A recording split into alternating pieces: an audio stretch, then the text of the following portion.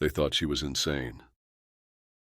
But what if Sarah Winchester was the only one who saw what was coming?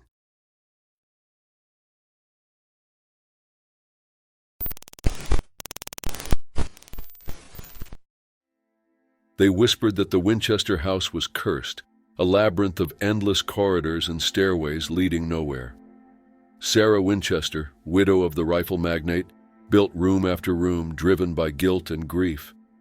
But the truth was far more terrifying.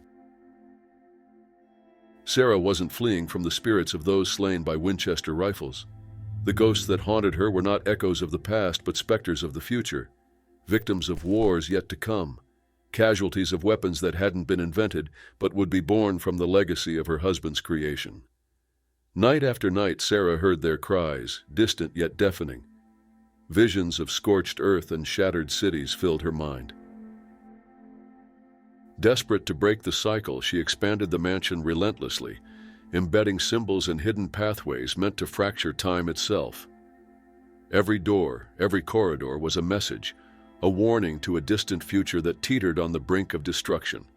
Cryptic symbols lined the walls, each carefully carved into the wood and stone. Spiral staircases that led to nowhere, doors that opened to brick walls, all intentional designs to confuse and disrupt the flow of something far more sinister.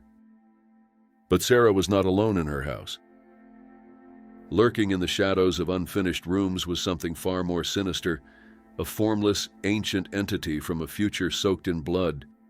It was no ghost but a being beyond time, the true architect of the Winchester rifles. Whispering into the ears of men long dead, it had seeded the idea of mechanized death centuries before its fruition. Its purpose was simple: to feed off the endless suffering and chaos born from war. Sarah realized too late that her construction was not a barrier, but a beacon. Each brick and timber was a thread weaving the entity closer to her time, allowing it to manipulate the flow of history. The house wasn't a sanctuary, it was a bridge. The visions intensified. Sarah saw the rise of empires built on bloodshed, machines of war more terrible than any rifle. She witnessed soldiers in metal exoskeletons, cities consumed by fire, and skies darkened by mechanical wings. The future was a battlefield, endless and unforgiving.